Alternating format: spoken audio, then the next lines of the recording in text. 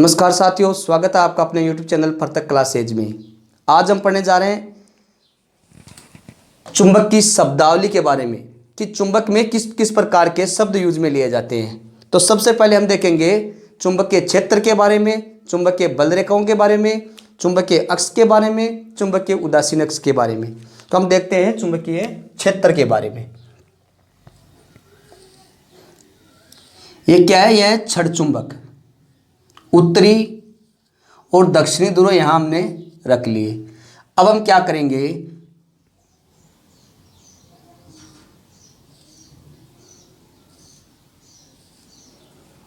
ये क्या है? ये काल्पनिक रेखा हमने यहां खींची है।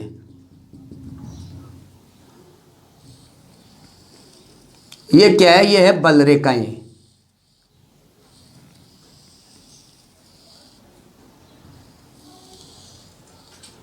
ठीक है साथियों, ये क्या है? एन और एस, उत्तरी और दक्षिणी ध्रुव है। तो हम देखेंगे सबसे पहले चुंबकीय क्षेत्र के बारे में।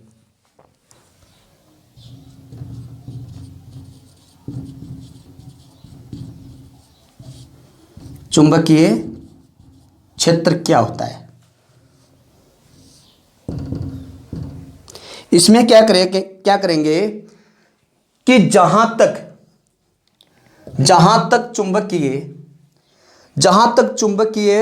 चुंबक का प्रभाव अनुभव किया जा सके। मान लीजिए यह कोई चुंबक है हमारे पास, हम क्या करेंगे, किसी लोह पदार्थ को या लोह धातु को यहां से यहां उठाएंगे और जहां तक इसका अंतिम स्थान आएगा, वो स्थान जहां से चुंबकत्व नहीं बन पाएगा, तो इसे क्या कहेंगे? चुंबकीय क्षेत्र कहेंगे। तो इसकी परिभाषा किस प्रकार से लिखेंगे? वह क्षेत्र जहां चुंबकीय बल रेखाओं को अनुभव किया जा सके। चुंबकीय क्षेत्र को किस प्रकार से लिखेंगे?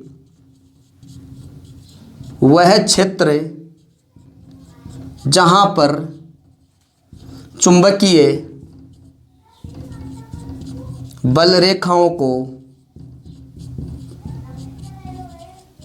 अनुभव किया जा सके,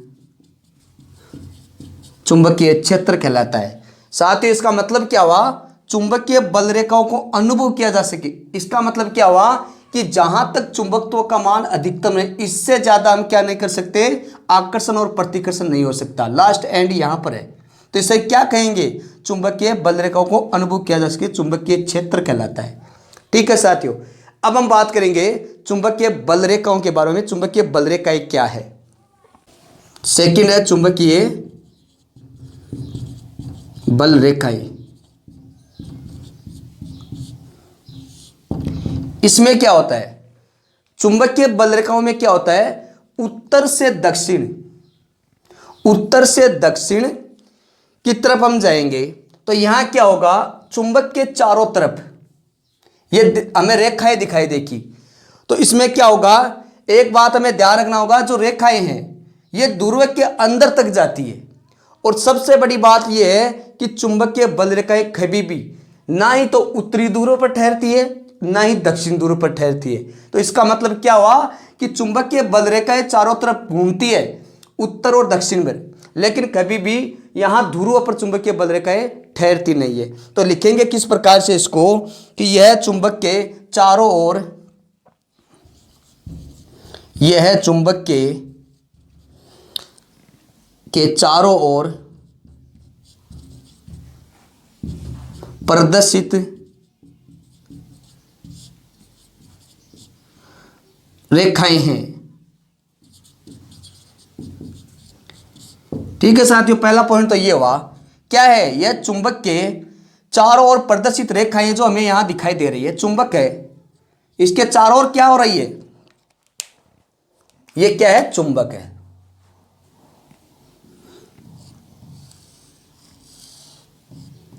और इसके चारों ओर क्या हो रही है? प्रदर्शित जो रेखाएं दिखाई दे रही है हमें उत्तर से दक्षिण की ओर। तो ये रेखाएं क्या है? ये रेखाएं हैं चुंबकीय रेखाएं। और चुंबकीय क्षेत्र क्या पढ़ा था? जहां इसका एंड हो सके, इसके ऊपर ना ही प्रतिकर्षित हो सकता, नहीं आकर्षित हो सकता। इसका मतलब क्या हुआ? चुंबकीय क्षेत्र, चुंबकीय बल रेखाएं चारों ओर प्रदर्शित कर सके। ये जो हमें दिखाई दे रही है उत्तर से दक्षिण की तरफ।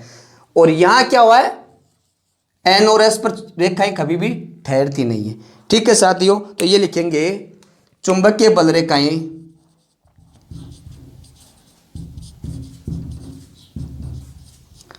कभी भी उत्तरी और दक्षिणी ध्रुवों पर नहीं ठहरती,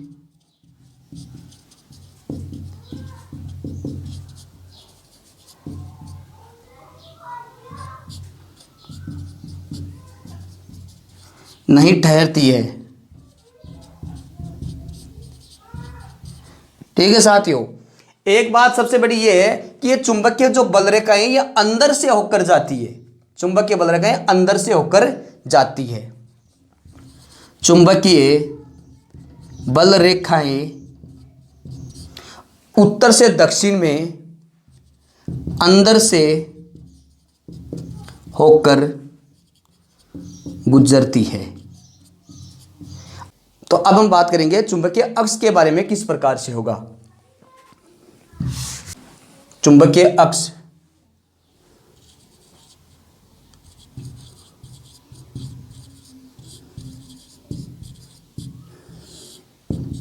इसमें क्या होता है, उत्तर से दक्षिण को मिलाने वाली काल्पनिक रेखा। अब मान लीजिए यहां क्या करेंगे, ये क्या है, एक काल्पनिक रेखा है।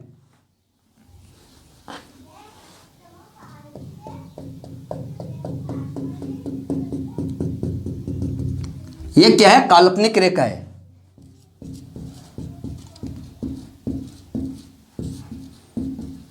तो ये क्या कर रही है, उत्तर को दक्षिण तक, उत्तर से दक्षिण तक मिलाने वाली काल्पनिक रेखा को क्या कहते हैं, चुंबकीय अक्ष कहते हैं। तो इसकी परिभाषा लिखेंगे, उत्तर से दक्षिण तक मिलाने वाली काल्पनिक रेखा, उत्तर से दक्षिण तक मिलाने वाली काल्पनिक रेखा को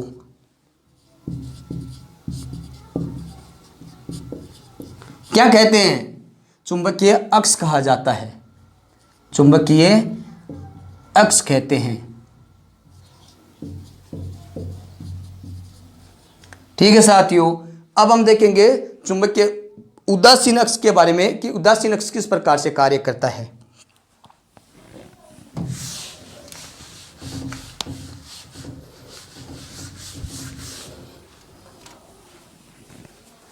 चुंबकीय उदासीन अक्ष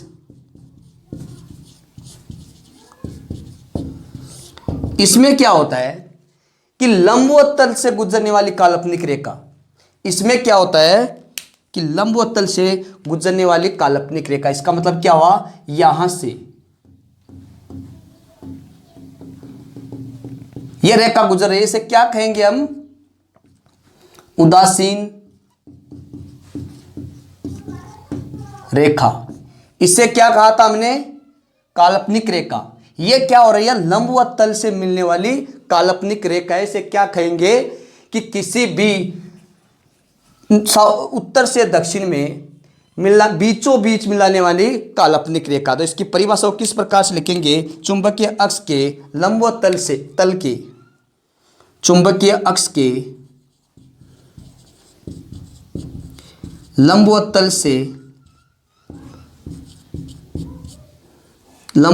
से तल के बीचों बीच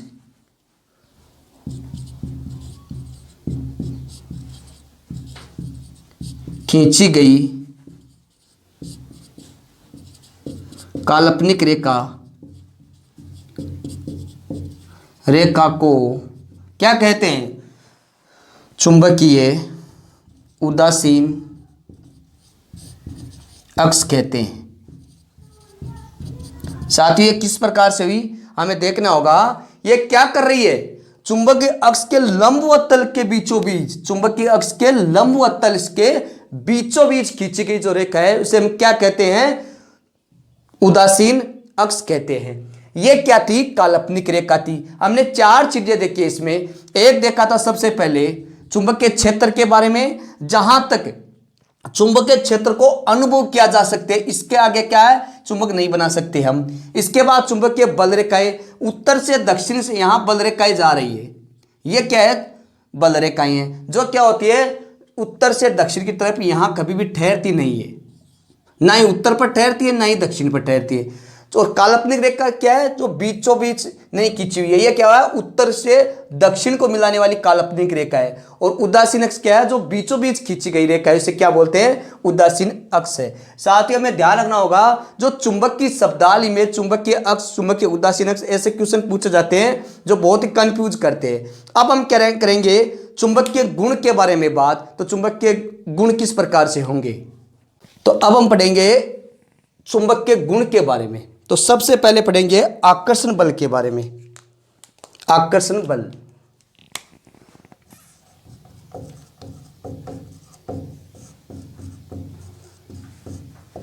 साथियों जो आकर्षण बल होता है वो सबसे अधिक किसमें होता है? यदि हम देखें कोबाल्ट,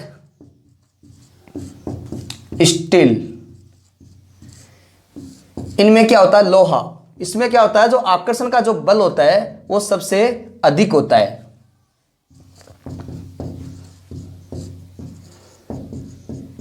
इनमें आकर्षण का बल क्या होता है? सबसे अधिक होता है। अब हम क्या करेंगे, जो आकर्षण बल है वो सबसे अधिक कहां होता है? यदि हमें पूछा जाए, मान लीजिए उत्तरी और दक्षिणी ध्रुव है और इन ध्रुवों पर आकर्षण का जो बल का जो मान है वो सबसे अधिक ध्रुवों पर होगा। तो दूसरा पॉइंट क्या नोट करेंगे कि जो आकर्षण बल है यह सबसे अधिक, या इस प्रकार लिख लीजिए, आकर्षण बल का मान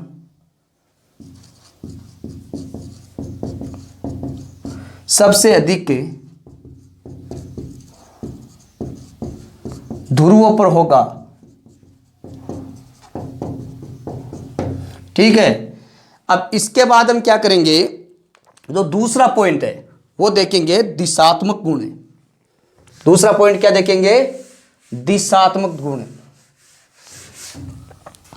दिशात्मक गुण में क्या होता है?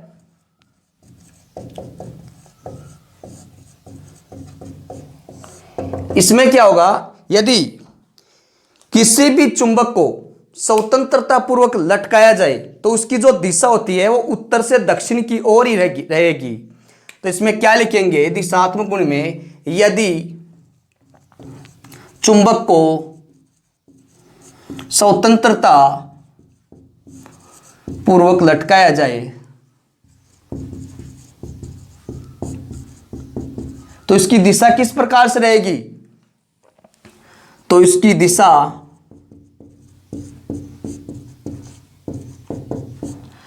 हमेशा उत्तर से दक्षिण की तरफ ही रहेगी। ठीक है साथ ही इसका है दिशात्मक गुण। इसके बाद हम जब तीसरा पॉइंट देखेंगे कि प्रबलता का गुण क्या है। प्रबलता का गुण, प्रबलता का मतलब है इसकी सामर्थ्य। साथियों प्रबलता क्या होती है? इसमें प्रबलता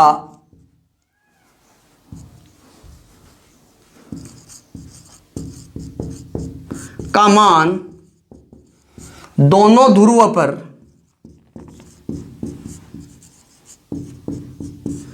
पर समान ही होता है। इसका मतलब क्या हुआ? चाहे दक्षिणी ध्रुव हो चाहे उत्तरी ध्रुव हो, इसमें जो प्रबलता का गुण है वो क्या होता है? एन हो या एस हो, इसमें क्या होता है? प्रबलता का मान होता है वो दोनों पर समान होता है। ठीक है साथियों। इसके बाद हम देखेंगे आकर्षण या प्रतिकर्षण का बल। आकर्षण व प्रतिकर्षण बल। अब इसमें हमें ध्यान रखना होगा, जो समान ध्रुव हो वो क्या करेंगे? वो प्रतिकर्षित करेंगे, और जो असमान ध्रुव है वो क्या करेंगे? आकर्षित करेंगे। जैसे मान लीजिए हम क्या रखेंगे, यदि उत्तरी ध्रुव है और उत्तरी ध्रुव को रखेंगे तो ये दोनों क्या है, ये समान ध्रुव है। ठीक है, तो समान ध्रुव क्या करेंगे, प्रतिकर्षित करेंगे। ठीक है, और यदि असमान ध्रुव, मान लीजिए यहां उत्तरी ध्रुव है और यहां दक्षिणी ध्रुव है, तो ये दोनों क्या करेंगे, ये आकर्षित करेंगे एक दूसरे को। तो समान ध्रुव में क्या होता है, प्रतिकर्षण का गुण विद्यमान होता है, जबकि असमान ध्रुव में क्या होता है, आकर्षण का गुण विद्यमान होता है। इसके बाद हम देखेंगे चुंबकीय क्षेत्र की दिशा के बारे में कि चुंबकीय क्षेत्र किस ओर से चलती है, चुंबकीय बलरेखाएं किस ओर से चलती है। तो देखेंगे चुंबकीय दिशा के बारे में। चुंबकीय दिशा के बारे में ये क्या है, इसमें क्या होगा, मान लीजिए ये कोई चुंबक है, यहां उत्तरी ध्रुव और दक्षिणी ध्रुव है।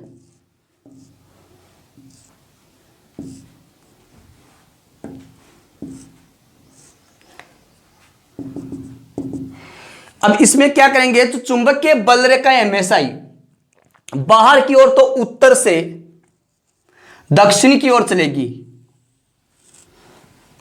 ठीक है, लेकिन जब अंदर जाएगी तो ये बल रेखाएं क्या करेगी, दक्षिण से उत्तर की ओर चलेगी। ये बल रेखाएं बाहर की ओर यदि चलेगी तो क्या करेगी, उत्तर से दक्षिण की ओर चलेगी, और यदि ये बल रेखाएं अंदर जाएगी यहां से तो क्या करेगी, दक्षिण से उत्तर की ओर चलेगी। तो ये पॉइंट हम नोट करेंगे कि चुंबकीय बल रेखाएं हमेशा ही बाहर की ओर उत्तर से दक्षिण की ओर चलती है, जबकि चुंबकीय बल रेखाएं अंदर से दक्षिण से उत्तर की ओर चलती है। साथियों, हम यहां ये बात कर रहे हैं उत्तर से दक्षिण और दक्षिण से उत्तर। ये एग्जाम में क्वेश्चन पूछा गया था कि चुंबकीय बल रेखाएं हैं वो अंदर की ओर किस प्रकार से चलती है। तो हम आमतौर पर गलती कर बैठते हैं, क्योंकि हम क्या करते हैं, उत्तर से दक्षिण कर देते हैं, जो गलत हो जाता है। तो हमें क्या करना है, यदि अंदर से पूछे तो दक्षिण से उत्तर की ओर होगा, और यदि बाहर से पूछे तो उत्तर से दक्षिण की ओर होगा, और यदि अंदर से पूछे तो दक्षिण से उत्तर की ओर होगा। तो हमें इस बात का ध्यान रखना होगा। अब हम क्या करेंगे, आगे पढ़ेंगे स्थायी चुंबक और अस्थायी चुंबक के बीच अंतर के बारे में, क्या क्या अंतर होता है इनके बीच में। तो अब हम क्या करेंगे, स्थायी चुंबक क्या होती है, जिसमें क्या होता है, चुंबकत्व का जो गुण होता है वो स्थायी रूप से विद्यमान होता है, जबकि अस्थायी चुंबक में चुंबकत्व का गुण क्या होता है, स्थायी रूप से नहीं होता है, अस्थायी रूप से विद्यमान होता है। किस प्रकार से होगा, ये किसकी बनी होती है, ये सबसे पहले ये देखेंगे, ये किसकी बनी होती है। तो यह स्थायी चुंबक इस्पात की बनी होती है,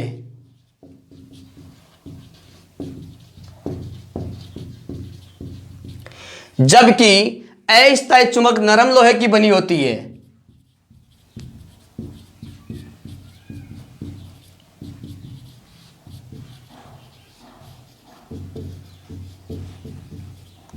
यह क्या बनी होती है, नरम लोहे की बनी होती है।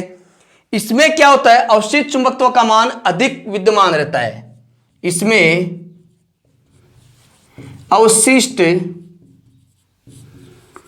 चुंबकत्व का मान अधिक मात्रा में विद्यमान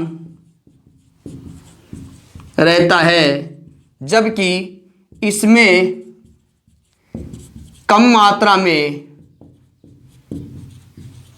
विद्यमान रहता है। क्यों रहता है, क्योंकि हमें ध्यान है कि यदि स्थायी चुंबक क्या होती है, जो लाउड स्पीकर में हम काम लेते हैं, तो जो चुंबक है यदि उसको हम मिट्टी में लेकर जाते हैं तो उसके चारों तरफ छोटे छोटे कण चिपक जाते हैं, तो वो क्या है, वो अवशिष्ट चुंबकत्व है हमारे पास। जबकि अस्थायी चुंबक है, इसमें अवशिष्ट चुंबकत्व बहुत ही कम मात्रा में होता है। ठीक है, अब अगला पॉइंट हम देखेंगे। इसमें ध्रुवों का या ध्रुव की संख्या होती है, क्योंकि स्थायी चुंबक है और स्थायी चुंबक में क्या होता है, एन और एस होता है, एन और एस ध्रुव होते हैं। जबकि अस्थायी चुंबक क्या होता है, इसमें ध्रुवों की संख्या नहीं होती है। एक बात और हमें ध्यान रखनी होगी, यदि किसी भी चुंबक को तोड़ दिया जाए या टुकड़े किया जाए, तो वो स्वतंत्र रूप से एन और एस अलग से, मान लीजिए इतनी बड़ी हमारे पास चुंबक है एन और एस, यदि हम उसके टुकड़े करेंगे तो छोटे छोटे इसके टुकड़े होंगे, तो वो भी क्या बनाएंगे, अलग ध्रुव बनाएंगे। यदि इनके भी टुकड़े करेंगे तो वो भी क्या करेंगे, एन और एस अलग ध्रुव बनाएंगे। इसका मतलब क्या हुआ कि चाहे चुंबक के कितने भी टुकड़े कर लिए जाए, वो अपने ध्रुव बनाता है स्थायी चुंबक में। ठीक है, तो हमने इसके बारे में देखा है कि इसमें ध्रुवों की संख्या होती है, जबकि इसमें क्या नहीं होता है, ध्रुवों की संख्या नहीं होती है। इसमें क्या होता है, जो सामर्थ्य का मान है, इसमें चुंबकीय सामर्थ्य कम होता है, जबकि इसमें चुंबकीय सामर्थ्य अधिक मात्रा में, क्योंकि विद्युत चुंबक है या अस्थायी चुंबक है, इसमें हम कितना भी चुंबकत्व का मान बढ़ा सकते हैं, लेकिन स्थायी चुंबक में क्या है, हम चुंबकत्व का मान को बढ़ा नहीं सकते। तो इसके बाद हम देखेंगे कि इसकी जो लागत होती है, साथ ही इसकी जो लागत होती है कम होती है, क्योंकि ये क्या होती है, स्थायी रूप से होती है, छोटी चुंबक होती है। जबकि इसकी जो लागत होती है वो क्या होती है, अधिक होती है। इसमें इसका जो उपयोग वो कहां होता है, लाउड स्पीकर में स्थायी चुंबक का उपयोग। तो इसका उपयोग कहां होता है,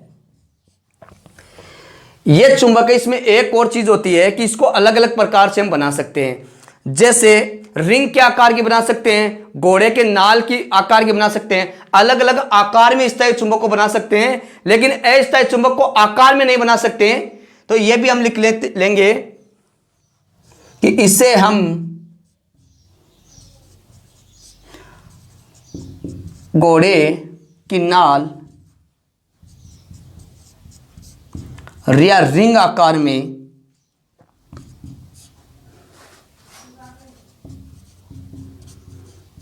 बना सकते हैं,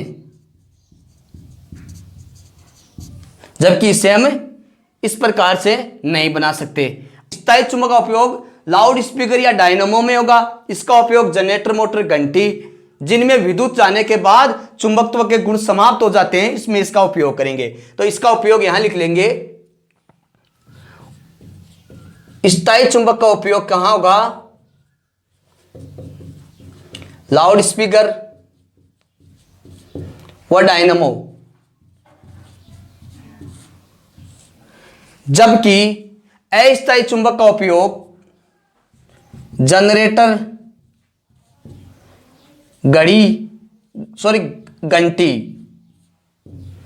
और क्रेन इत्यादि उपकरणों में किया जाता है। तो साथियों, हमने स्थायी चुंबक और अस्थायी चुंबक के बीच अंतर के बारे में देखा है। ठीक है साथियों, आज के लिए बस इतना ही। मिलते हैं नेक्स्ट क्लास में, तब तक के लिए बहुत बहुत धन्यवाद। Thank you.